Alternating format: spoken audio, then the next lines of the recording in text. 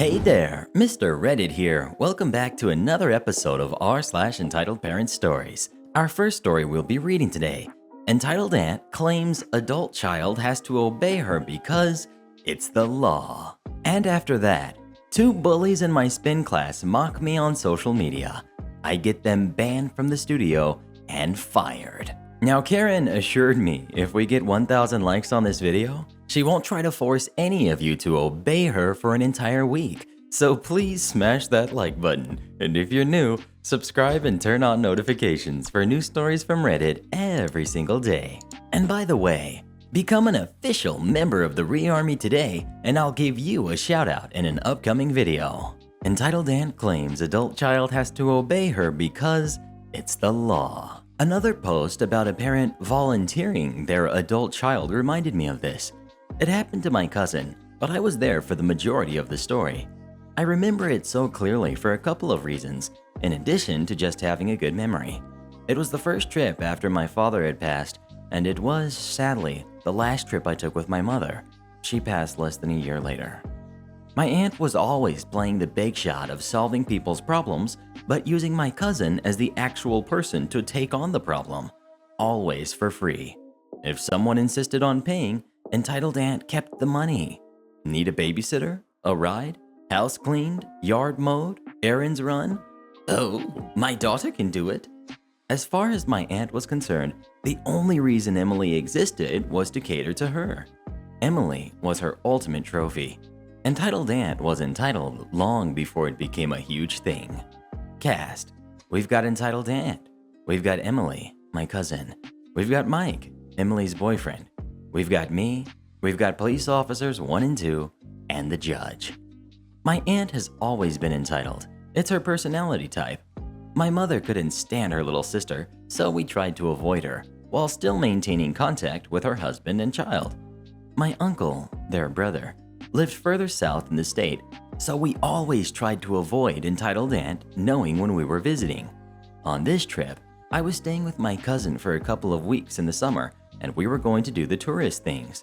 Entitled Aunt thought that the university not being in session meant that cousin was slave labor. One day, Emily decided that enough was enough. She was supposed to run errands for a friend of Entitled Aunt and had told her mother she had plans. Her mother, as usual, acted as though Emily had agreed and expected her to comply. Emily just didn't run the errand for the friend as demanded. It was that simple. My mother and I had arrived about 10 minutes before the phone rang. Entitled Aunt called, and though this was back during landlines, she was screaming so loudly that both my mother and I could hear both sides clearly. Entitled Aunt: "How dare you embarrass me with my friends? You called Mrs. No Name and apologize immediately. You are grounded for a month, and you may not drive the car at all. Now, you make that call and go run those errands. Now." If anyone can explain how she was supposed to do this without using the car, I'd like to know. Emily: "Mom, I'm 22. I do not live in your house. You do not pay my bills, and you do not own my car. Run the errands yourself. I have plans." My mom was a little nervous leaving us at that point. It's a mom thing, and a she has met her sister thing, even though we were both fine. She left just after meeting Emily's boyfriend. We left and went to a water park and a few other things. We got back to the house and were talking about where to have dinner. Mom insisted on paying for us to go someplace really nice for dinner that night. We get back and Emily's car is gone. She called and asked where it was. Emily: "Mom, do you have my car?" Entitled Aunt: "Yes, I do. Your father brought me over so I could check and see if you had obeyed me. I told you that you were grounded, and you were not there when I arrived. I'm keeping the car for a month, but I'm going to let Mrs. No Name borrow it because you have been so horrible to her." Emily: "Mom, that's stealing. I want my car back now, or I'm going to report it stolen. No, Mrs. No Name can't drive my car." "I'm your mother. What I say goes, Missy. You need to learn some respect and to get it through your head that I'm in charge and you are the child. You don't own anything. It's mine because I am your mother. The police will likely arrest you for wasting their time. Emily hangs up and looks at me. She is so angry she is crying in rage. Emily. Hey sir, if I call the police, she's going to know you are here. Me. I can live with that. That fallout is a whole nother story. She picks up the phone and calls the police, tells them the car has been taken without her permission and where it is. Mike drives us over there. We do not want to miss the show. Officer 1 knocks on the door, and Entitled Aunt answers. Hello, officers. Do you need something? Officer 1. Ma'am, the vehicle in the drive matches the description and location of a vehicle reported stolen. It's my car. I took it from my daughter because she is grounded from using it for being disobedient and disrespectful. Officer 2. I see. May we have a word with her, please? Entitled Aunt, looking very smug. She doesn't live here. Officer 1, who had noticed us across the street. You 3, come over here, please. Did one of you call us? Emily. I did. It's my car, officer. My mother seems to think that she has control over it and me. Entitled Aunt. It's my car. I'm your mother, and you have to obey me. It's the law. Tell her, officers. Officer 2. Actually, ma'am, there is no such law. Your daughter is an adult. There most certainly is such a law.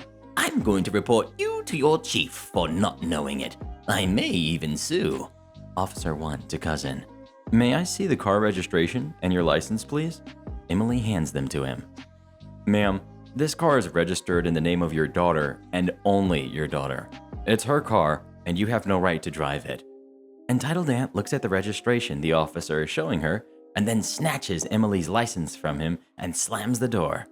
The police officers look at each other for a moment and then shrug and ring the bell again. Entitled Aunt answers it, looking very smug.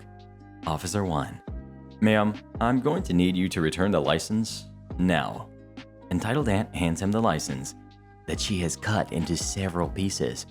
Now she can't drive because she doesn't have a license. She looks at Emily as though she just scored some odd victory. Then she finally notices me. Hey sir, what are you doing here?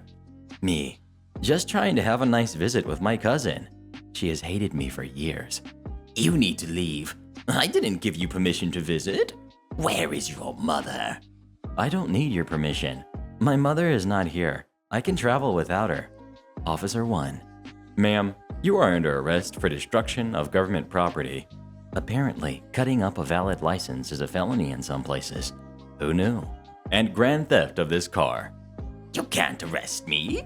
I'm her mother. I have rights. Officer 2. Yes, you do. He then reads them to her. The officer explains to us that until she destroyed the license, he had been willing to issue an appearance ticket. Then, instead of being arrested, she would just have had to appear in front of the judge and get a fine. This was a much bigger deal. Emily ran into the house to tell her father what had happened. We all chatted for a little bit until the phone rang. It was Entitled Aunt telling him to call their attorney. We left. I drove the car back to Emily's and took her to get her license replaced the next morning. The attorney, called by my uncle, apparently didn't know my aunt, and he showed up at the first hearing, a week later, to try and get it dismissed. It looked to be going her way at first. Entitled Aunt's attorney. Your Honor, this is a family matter. It's simply a case of a mother disciplining her child and the child calling the police because her mother grounded her from using the car. Judge. So, she got mad and called the police, and she, not knowing that it was a crime to destroy the license, did so? Attorney. Yes, Your Honor. That's pretty much it. Judge. Prosecutor, do you have nothing better to do today? Prosecutor. No, Your Honor, I don't. I consider it rather important. When a 22-year-old woman has her car stolen, it doesn't matter who stole it. She has just as much of a right to justice as someone who has their car stolen by a stranger. Judge. 22? The victim is 22? Prosecutor. Yes, Your Honor. The victim is a 22-year-old woman who is the sole owner of the vehicle in question. Her mother became enraged at her daughter. She then went to her daughter's home, stole her car, and later destroyed her license. Entitled Aunt's attorney. Your Honor, I was not aware of the age or living situation of the victim. I was under the impression that the child was a minor who resides with her parents. Entitled Aunt was sitting there, still looking smug. Her attorney was sweating bullets. Judge: Entitled Aunt, do you realize that these are very serious charges, and if convicted, you face up to 8 years in prison? For what? I have the right to discipline my child as I see fit. She disobeyed me. She will think twice before doing it again. Judge: No, you don't. You have the right to discipline your child within the confines of the law. You have stepped outside of that parameter. You stole your daughter's car. I'm her mother. It's my right. It isn't really theft because she is my child and her property belongs to me by law. Judge: Where did you get your law degree? I don't have one. Then let me be the first to explain to you that your child is a legal adult. Period. You have no right to anything of hers without her express consent. Period. You may not take her car without her permission. Period. You may not enter her home without her permission. Period. Do you understand that? You don't know what you're talking about. I'm her mother. That gives me the right. I'm in charge. No, ma'am. I'm in charge. This case will be held over for trial. I went home a week later. Entitled Aunt eventually took a plea deal where she had 2 years probation and had to take parenting classes. The parenting classes were Mike's idea, and the prosecutor thought it was great. We laughed hysterically over that because my cousin is an only child. Emily and Mike married a year later and moved the heck away from there. This took place about 30 years ago. Entitled Aunt maintained for the rest of her life that the judges, there were 5 for different status hearings, didn't know what the heck they were doing and that she was right. Next we've got 2 bullies in my spin class mock me on social media. I get them banned from the studio and fired. On New Year's Day of 2018, I resolved to get in shape. I was never overweight, but growing up in Russia and spending my very early adulthood there, I smoked like a chimney and my cardio was garbage. Going to college in America didn't help matters because I started drinking to go along with my smoking. I decided to start going to spin class. I work at a marketing firm and choose a particular spin class because I received a free year-long membership as a holiday office party present that year. It was a generous gift because it was a trendy, pricey boutique spin studio. I've ridden bikes my whole life, so I thought, how hard can it be to ride a bike that doesn't go anywhere? But my first day in class was a rude awakening. It was clear that the class that I was attending, an early morning class for people to attend before work, was an advanced one where a majority seemed to already be part of the culture and very fit. It was obvious I couldn't keep up. The instructor was really nice and told me that since I'm new, it's a good idea for me to ride up front so that I can watch him and copy what he does more accurately. Or alternatively, he can easily see what I'm doing and offer alternatives if I'm not doing things right. I thought, what a great guy, and what a great class. There were these 2 other students in the class though, who gradually made my morning spin classes suck. Valerie was obviously very fit. She looked like a model and obviously worked hard to look as good as she did. Boris was her male equivalent. They were both about my age, maybe a few years older, but it was clear that they were far more fit than me. They were obviously very interested in that particular gym's culture, and that they were always checked out in the store brand athletic wear. I'm not going to lie, they looked good wearing it. They weren't a couple, but it was obvious that Boris had a thing for Valerie, and Valerie was aware of it and not reciprocating. Whatever they were doing, it wasn't my business. That thing about both of them being more fit than me, they never let me forget it. For some reason, they seemed to take offense to the fact that I was riding up front. I can see why. The front 2 rows were filled with the very strongest, fittest people, the let's take a selfie sort of gym people, except these ones seemed actually fit. At the same time, all the other super hot girls and guys, especially the guys, were very nice to me and didn't seem to care that I rode up front. Whereas Valerie and Boris would always shoot these sideward, disgusted glances at me, or smirk. I'm not a confrontational person, so I wouldn't do the thing most would do in that situation, such as say, "What the heck is your problem, jerk?" I always got to class super early to dress up and adjust my bike. the gym has a policy, first come, first serve, when it comes to choosing one of the 30 bikes in the studio.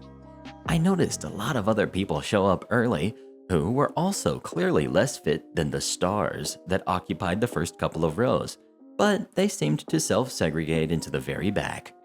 I was still new as it was my first couple of weeks, so I sat up front because I was still finding my rhythm. I'd sit right up front where the instructor told me so that I could watch him and he could watch me. Every time he would come in, he would greet me enthusiastically and praise me for my commitment to fitness.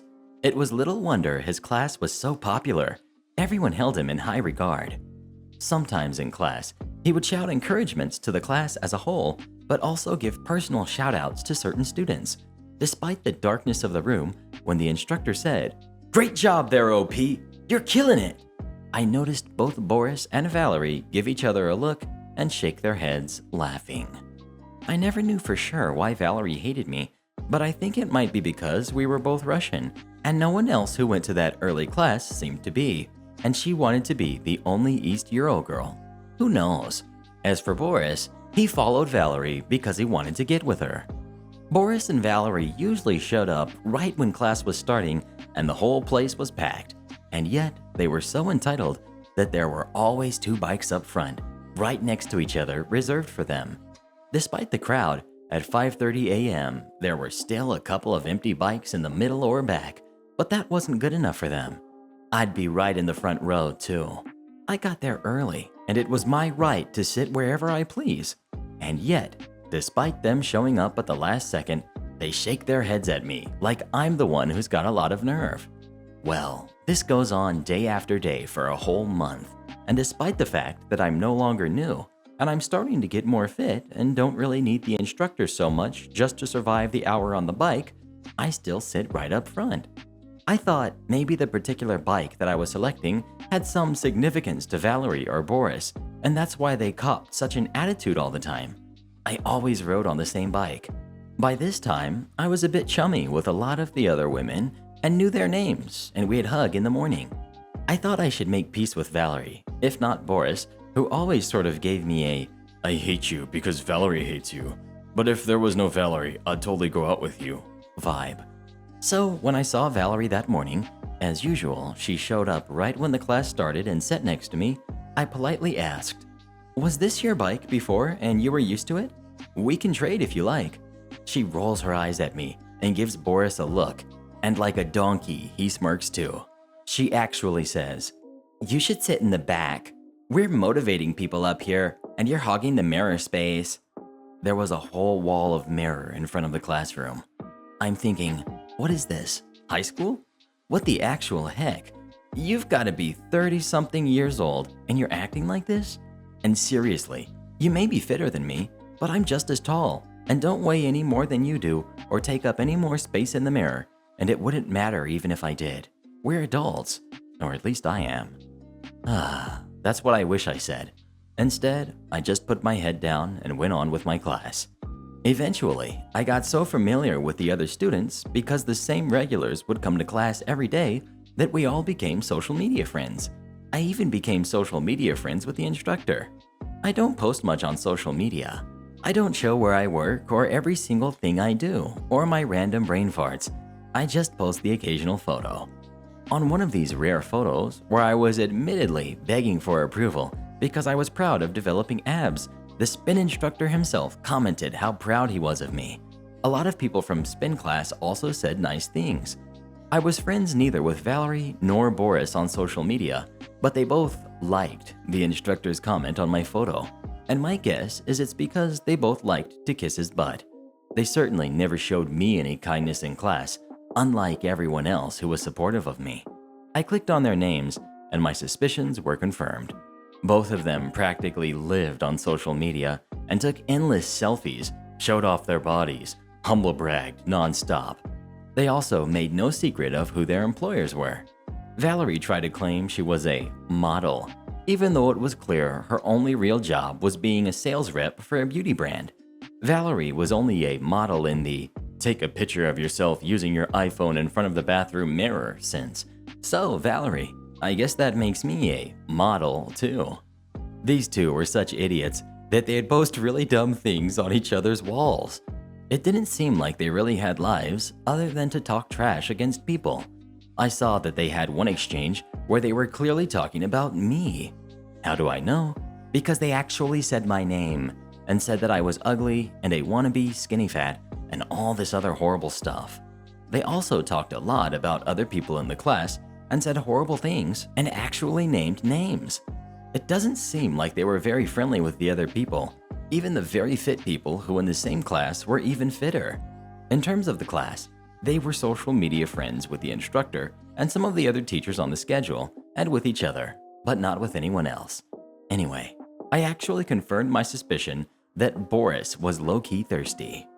After the spin instructor made a nice comment on my picture and Boris saw that I existed online, he sent me a private message asking me to go for coffee sometime. I ignored the message, which is just as well, because the next time in class he ignored me and just followed Valerie's normal smirk and psh routine. I don't like to start drama, but I don't like being bullied and trashed either.